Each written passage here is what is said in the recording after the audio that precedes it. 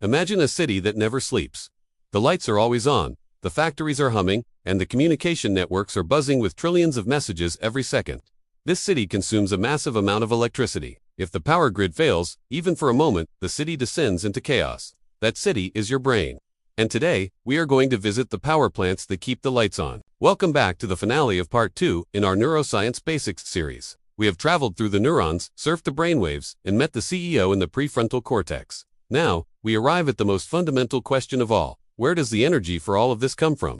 We are exploring Topic 20, Mitochondria and Brain Energy. Here is a staggering fact. Your brain makes up only about 2% of your total body weight. Yet, it consumes 20% of your body's entire energy supply. It is the most expensive organ you own. It is a biological supercomputer that runs hot and demands a constant, uninterrupted fuel source. So, where is this energy generated? It happens inside a microscopic organelle found in almost every cell of your body, but most densely in your brain cells. It is called the mitochondrion. Think of mitochondria as tiny batteries. Or better yet, think of them as combustion engines. They take the food you eat and the oxygen you breathe, and through a complex chemical process, they convert them into a molecule called ATP, adenosine triphosphate. ATP is the energy currency of life. Without it, you wouldn't just be tired. You would cease to exist instantly.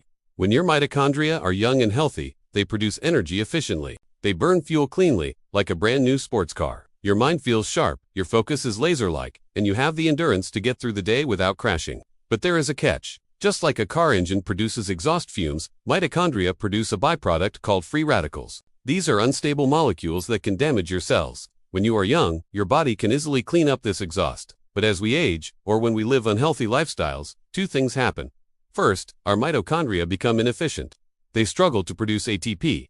They start sputtering. Second, they produce more exhaust than the body can clean up.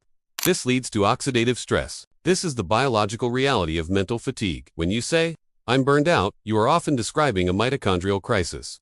Your brain cells literally do not have the ATP required to perform high-level functions like impulse control, emotional regulation, or complex problem-solving.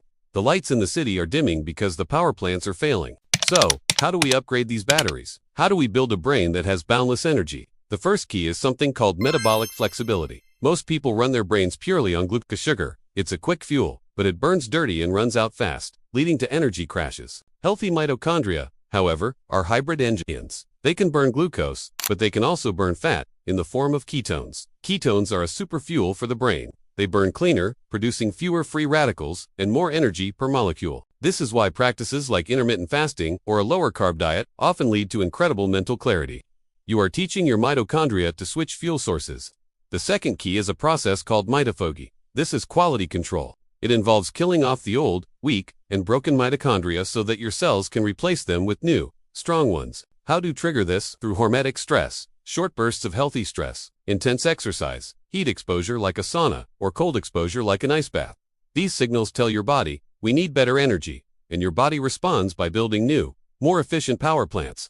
We also need to talk about Zone 2 training. This is steady-state, low-intensity exercise, like a jog, where you can still hold a conversation. This specific type of movement is scientifically proven to increase the number of mitochondria in your cells. You are literally expanding the power grid of your brain. We have now reached the end of Part 2. We have built a solid foundation. We understand how the brain wires itself, how it balances chemicals, how it handles stress, and now, how it generates energy. We have covered the mechanisms. Now, it is time to turn our attention to the tools. You have the machine. You understand the engine. Now, what specific fuel should you put in the tank? We are entering a new chapter. Part 3, Key Ingredients. We are going to analyze the substances, supplements, and foods that can optimize this system. And we are going to start with the most popular psychoactive drug in the world. The one you probably drank this morning, coffee. But we are going to ask, is caffeine borrowing energy from tomorrow? And is there a way to make it perfect? In our next episode, we will explore Part 3, Topic 21, Caffeine versus L-theanine, the perfect combo. We will learn how to harness the power of coffee without the jitters or the crash. For today, take a deep breath. Visualize the trillions of tiny power plants inside your head. They are working hard for you right now.